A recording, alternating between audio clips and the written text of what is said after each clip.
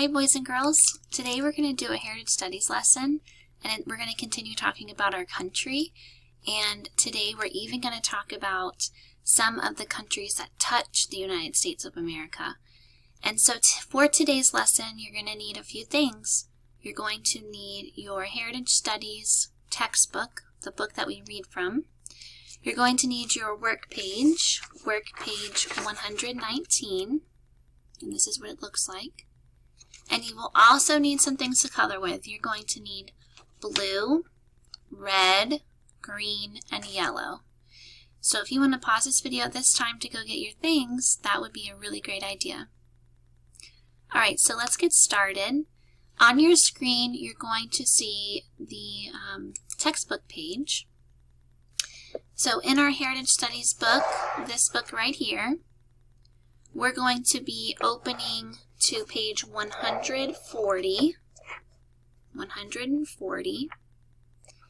and this is what the pages look like.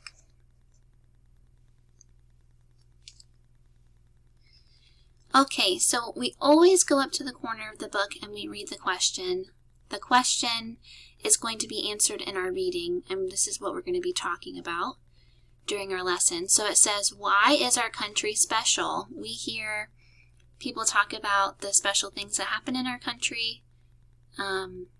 We are a nation that is free. We are a nation that works differently than other nations sometimes. And so today we're going to read about the United States of America. That's our country. So if you're on page 140, then you can follow along with me. And this says, our country. A country is a land with its own people and laws. Our country is the United States of America. Its name tells what the United States is like. 50 states make up one country. So that's one thing that is special about our country. This is one way we can answer the question, why is our country special?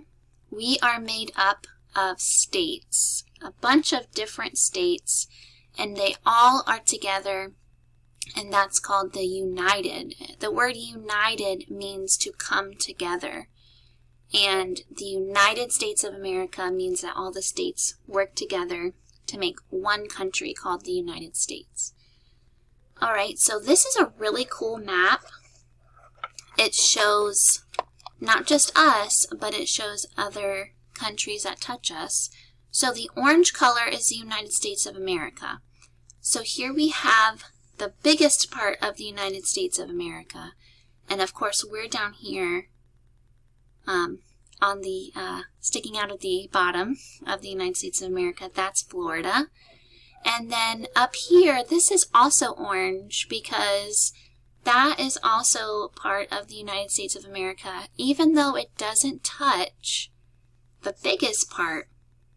This is Alaska, and the United States bought this piece of land, and so it's part of the United States of America, even though it doesn't touch. And Hawaii is the same way. We don't see, Hawaii is down here. This is also part of the United States.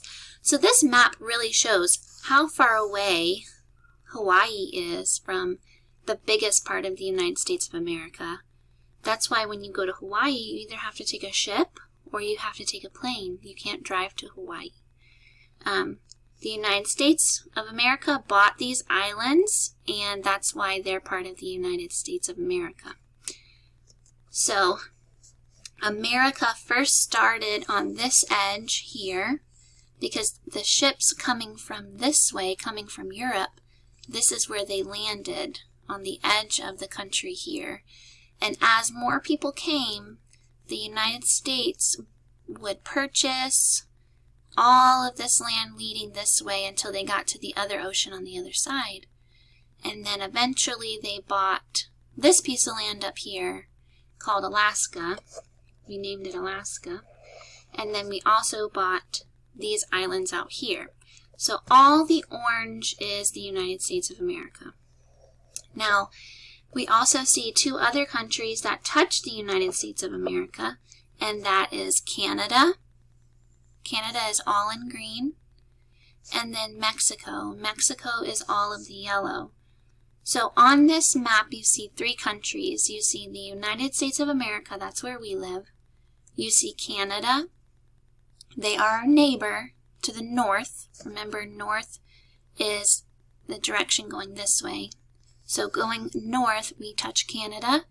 And then south, that's moving down this way, we touch Mexico. So we have 2 neighbors, Canada and Mexico.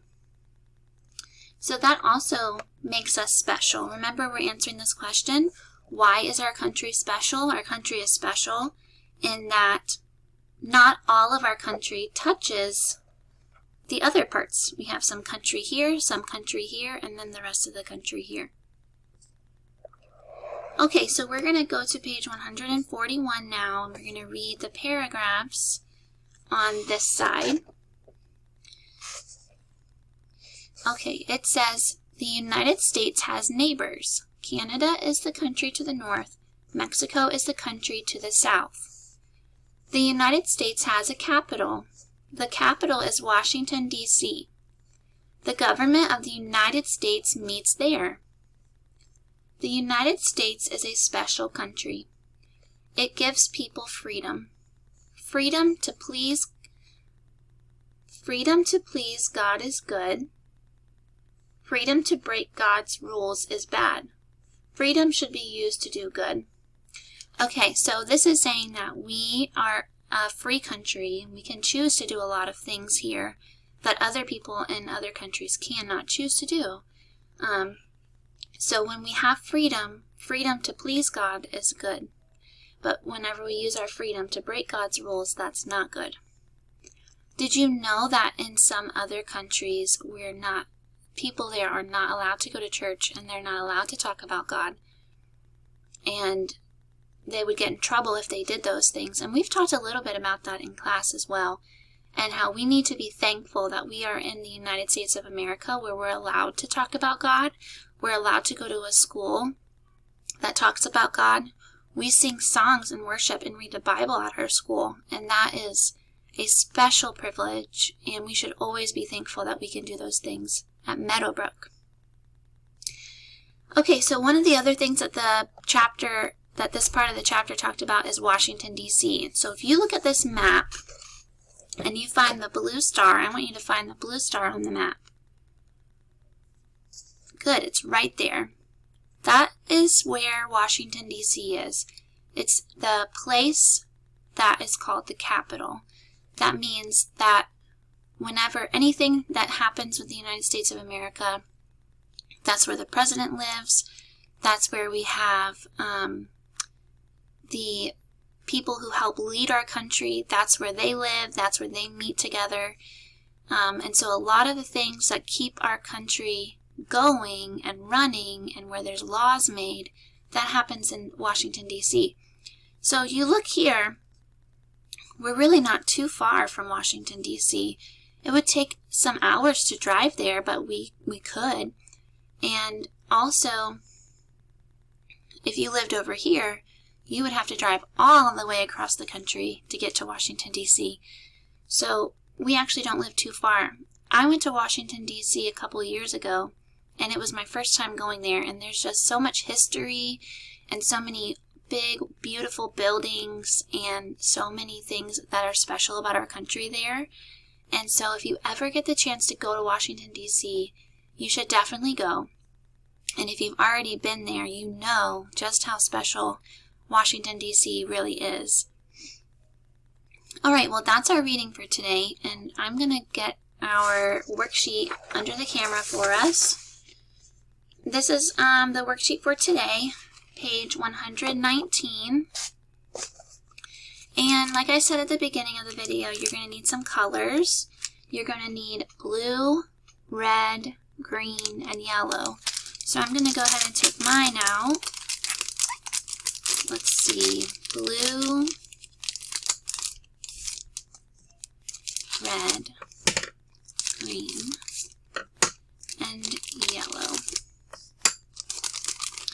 Okay, so let's follow the directions. And it's numbered for us, so that's very helpful. So it says follow the steps. Number 1, color the United States of America blue. Okay, so it's a little different than our book. Remember, the United States of America is not all in one piece. But I do know that this is the United States of America, and this right here is Florida. So I'm going to start, I'm not going to color in the star, because that is for another direction that we're going to do in a little bit. Okay, so color in the United States of America blue. That's where we are. All right.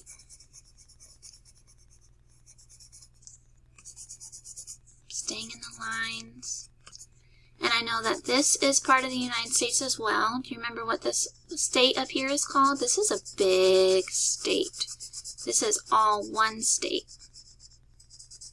Yep, this is Alaska. And you know, it's further north, and so it gets very cold in Alaska, much colder than it is here in Florida. And then we cannot forget about our friends out here in the ocean. Do you remember what state these islands are? This is Hawaii, that's right. Okay. So I'm going to put a check by number 1 with my blue because I did number 1. Number 2 says color Canada red. Is Canada to the north or is Canada to the south? Yep, Canada's to the north. So all this big country up here is red. The direction said color Canada red. Canada is to the, what's the direction that Canada is? North. Very good. We go up, that's north. Have any of you ever been to Canada? I've never been to Canada. I heard it's very beautiful in Canada. I've watched a lot of shows about Canada. But I've never been there. That would be interesting to go. All right.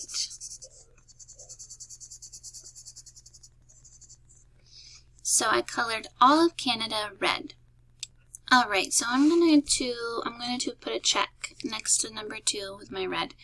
Number 3 says color Mexico green. Mexico is to the north or to the south?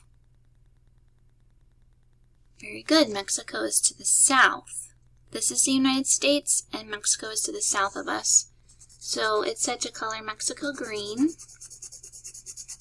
So I'm going to color in Mexico green. Okay, and I'm going to put a check here. All right, and then number 4 says to color the star for Washington, D.C. yellow. So this is where Washington, D.C. is, and we're going to color that in yellow. And I'm going to put a check. And Washington, D.C. is the capital city. Okay, so let's circle the word that completes a sentence. And I'm going to have you guys do number 1 and number 2 on your own. It says Mexico is north or south of the United States. And number 2, Canada is north or south of the United States. And so you guys, I showed you the coloring. You guys do 1 and 2 down here at the bottom of the map. All right, well, that's it for our lesson today. I love reading maps. I love geography. And I love learning about our country. And so this was a fun lesson for me, and I hope it was a fun lesson for you too. All right, I'll see you next time.